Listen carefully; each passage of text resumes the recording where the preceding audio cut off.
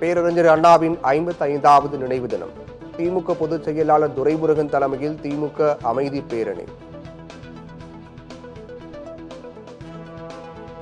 மக்கள் நீதி மையத்தின் சென்னை கோவை மண்டல நிர்வாகிகள் கூட்டம் இன்றும் நாளையும் சென்னையில் கூடுகிறது. மக்கள் நீதி மைய தலைவர் கமலஹாசன் போட்டியிடும் தொகுதியை இறுதி செய்வது குறித்து ஆலோசனை என தகவல். இந்திய கம்யூனிஸ்ட் கட்சியுடன் திமுக தொகுதி பங்கீட்டுக் குழு இன்று ஆலோசனை. சென்னையில் இன்று பிற்பகல் ஆலோசனை நடைபெறுகிறது. ராஜஸ்தான் மாநில முன்னாள் முதலமைச்சர் அசோக் கெலாட்டுக்கு கொரோனா பன்றிக் காய்ச்சல் பாதிப்பு உறுதி. ஜெய்ப்பூரில் உள்ள மருத்துவமனையில் சிகிச்சைக்காக அனுமதி.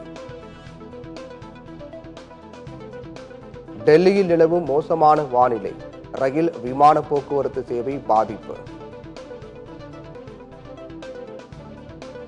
மேட்டூர் அணையில் இருந்து இன்று முதல் 2 TMC தண்ணீர் திறக்க முதலமைச்சர் மு க ஸ்டாலின் உத்தரவு. திருவாரூர் நாகையில் நீரின்றி பாதிக்கப்பட்ட 22,774 ஏக்கர் சம்பா பயிர்களை பாதுகாக்க தண்ணீர் திறப்பு. தமிழக ஆளுநர் RN ரவியுடன் சட்டப்பேரவை சபாநாயகர் அப்பாவு சந்திப்பு. தமிழக சட்டப்பேரவை பட்ஜெட் கூட்டத்தொடருக்கு முறைப்படி நேரில் அழைப்பு. நாடாளுமன்ற தேர்தலில் காங்கிரஸ் 300 இடங்களில் போட்டியிட்டால் 40 தொகுதிகள் கூட வெற்றி பெறாது. இந்தி பேசும் மாநிலங்களில் பாஜகவை எதிர்கொள்ள காங்கிரஸ் திணறுவதாக மம்தா பானர்ஜி விமர்சனம்.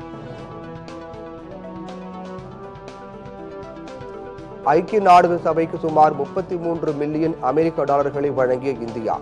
இந்த நிதியாண்டிற்கான ஐநா வரவு செலவு திட்டத்தின் கீழ் இந்தியாவின் பங்களிப்பாக வழங்கப்பட்டது. ஜார்க்கண்ட் சட்டமன்றத்தில் வரும் 5ஆம் தேதி பெரும்பான்மை நிரூபிக்கும் முதலமைச்சர் சம்பாய் சோரன். MLA-க்களை பாதுகாக்க JMM காங்கிரஸ் கட்சிகளின் MLA-க்கள் ஹைதராபாத்தில் தங்க வைப்பு. தமிழ்நாடு புதுச்சேரியில் ஒரு சில இடங்களில் இன்று லேசானது முதல் மிதமான மழை பெய்ய வாய்ப்பு. மண்டல வானிலை ஆய்வு மையம் தகவல். ஜம்மு காஷ்மீரின் திருபாஞ்சல் மலைத்தொடர் சாலைகளில் குவிந்துள்ள பனிக்கட்டிகள். ராட்சத இயந்திரங்கள் மூலம் பனிக்கட்டிகளை அகற்றும் பணி தீவிரம்.